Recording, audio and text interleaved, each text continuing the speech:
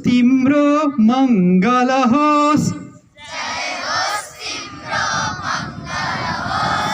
चित्त पनि सधैँ कोमल होस् जाडो होस् या गर्मी होस् पानी परोस् या आँधी चलोस् तो बेला पनि मुखबाट अमृत बारी वर्षन होस् जय होस् तिम्रो मङ्गल होस् चित्त पनि सधैँ कोमल होस्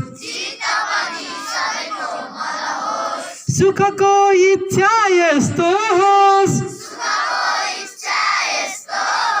रातिभरि दुःख कसैलाई नहोस् तिम्रो सुख दुःखमा घुलमिल भई